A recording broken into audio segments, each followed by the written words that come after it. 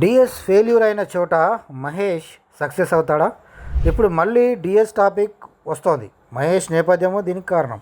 PCC చీఫ్గా నిజామాబాద్ జిల్లా నుంచి మళ్ళీ మహేష్ కుమార్ గౌడ్కు అవకాశం ఇచ్చింది అధిష్టానం. అంతకుముందు 2 పర్యాయాలు బీసీ నేతగా డి శ్రీనివాస్ పిసిసి చీఫ్గా చేసి తనకంటూ ప్రత్యేక ముద్ర వేసుకున్నారు. సీఎంలతో సమన్వయం చేసుకుంటూ మంచి సంబంధాలు మెయింటైన్ చేస్తూ పార్టీని పటిష్టపరచడంతో పాటు అధికారంలోకి తీసుకువచ్చే విషయంలో డిఎస్కు ప్రత్యేకంగా మంచి మార్కులే లభించాయని చెప్పొచ్చు. కానీ ఆ తర్వాత ఆయన కొన్ని ఫెయిల్యూర్స్ ఎదురయ్యాయి. సీఎంగా ఛాన్స్ ఉన్నా మిస్ అయ్యింది. నిజామాబాద్ ప్రజలకే అందుకు కారణంగా చెప్పొచ్చు. ఇదంతా గతం. అయితే ఇప్పుడు సేమ్ అదే ప్లేస్ నుంచి మరో బీసీ నేత మహేష్ కుమార్ గౌడ్కు పిసిసి చీఫ్ పదవి ఇచ్చింది అధిష్టానం. ఇవాళ ఇందూరులో ఆయనకు ఘన స్వాగతం లభించింది. మంత్రులు కూడా వచ్చారు. పెద్ద ఎత్తున ప్రోగ్రాం నిర్వహించి సక్సెస్ చేశారు. ఈ సందర్భంగా డిఎస్ని ప్రస్తావిస్తూ మహేష్ని పోల్చి చూస్తూ రాజకీయ చర్చలు జరుగుతున్నాయి. డిఎస్ చివరి వరకు కాంగ్రెస్ని అంటిపెట్టుకొని వీర విధేయుడుగా అధిష్టానం వద్ద గుర్తింపు తెచ్చుకొని చివరాఖరులో చేసిన చిన్న చిన్న పొరపాట్లు ఆయన రాజకీయ వ్యక్తిగత జీవితాలకు విషాదంకాడు పడేలా చేశాయి.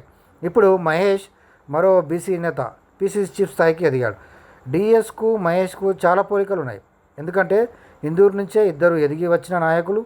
ఒక రకంగా డిఎస్ను చాలా దగ్గరగా గమనించిన నేతగా మహేష్కు మంచి పేరుంది. మంచి చెడు రెండు విశ్లేషించుకొని ముందుకు పోయే అవకాశాలు ఆయనకు మెరుగ్గా ఉన్నాయి.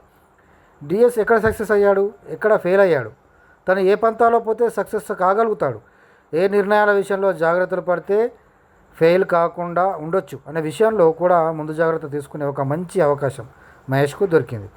డిఎస్ సీఎం పదవిని అలంకరించే వరకు వెళ్ళి చివరి నిమిషంలో అదృష్టం ముఖం తిప్పుకోవడంతో మళ్ళీ అక్కడ దాకా ఆలోచించే పరిస్థితి రాలేదు ఆయనకు.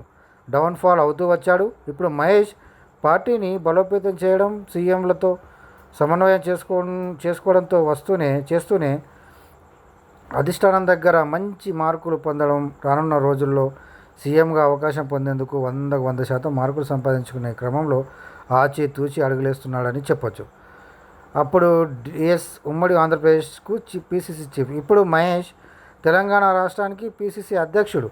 ఎక్కువగా పార్టీ బలోపేతానికి ఫోకస్ పెట్టే అవకాశం మహేష్కు లభించింది. మరింత క్రియేటివిటీగా, ఉత్సాహంగా ప్రతి విషయంలో తనదైన ముద్ర వేసుకునేందుకు తనలాడుతున్నాడని చెప్పొచ్చు. మొన్నటికి మొన్న కొండ సురేఖ వ్యాఖ్యలు పార్టీని తీవ్ర ఇబ్బందులకు గురి చేస్తుంటే వెంటనే కొండ సురేఖతో క్షమాపణ చెప్పించారు. తెలుగు ఇండస్ట్రీ పెద్దలకు కూడా దౌత్యం వహించి ఇక్కడితో ఇది ముగించండి అని చెప్పి ఆ ప్రమాదాన్ని నివారించేందుకు తన శాయశక్తులా కృషి చేశాడు. అది వేరే విషయం. కానీ ఒక పిసిసి చీఫ్ హోదాలో పార్టీ పెద్దగా, పార్టీకి ఓ తండ్రిగా తప్పప్పులను సరిచేసుకుంటూ చక్కదిద్దే కార్యక్రమంలో ముందుంటున్నాడు మహేష్. అంతేకాదు కొండా సురేఖ ఉదంతంలో జరుగుతున్న ప్రమాద తీవ్రతను గుర్తించిన ఆయన ఇతర నేతలకు కూడా వార్నింగ్ లాంటి సూచన చేశాడు. ఇలాంటి నష్టం కలిగే వ్యాఖ్యలు ఎప్పుడు ఎవరు చేయకూడదని హుందాగా చెప్పారు. మహేష్కి పిసిసి చీఫ్ పదవి వచ్చిన తర్వాత బీసీల నుంచి పెద్ద ఎత్తున స్పందన లభించింది. అధికారంలో ఉన్న కాంగ్రెస్ పార్టీకి పిసిసి చీఫ్గా ఒక బీసీ నేతను, అది ఒక గౌడ సామాజిక వర్గానికి సంబంధించిన ఒక నేతకు అధిష్టానం ఈ పదవిని అప్పగించడం పట్ల చాలామంది ప్రశంసించారు. స్పందన కూడా అదే రేంజ్లో వచ్చింది.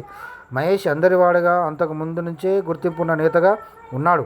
ఇప్పుడు పిసిసి పదవి ఆయనకు ఇంకో అదనపు కలికితు రాయి లాంటిదని చెప్పాలి. ఇలా క్రమక్రమంగా తనను తాను మలుచుకుంటూ గతంలో పెద్దల అనుభవాలను దృష్టిలో ఉంచుకొని గుణపాఠాలుగా స్వీకరిస్తూ ముందడుగు వేస్తున్న మహేష్ సీఎం పదవి దాకా ముందుకు పోతాడని అంతా భావిస్తున్నారు. చూద్దాం ఏం జరుగుతుందో.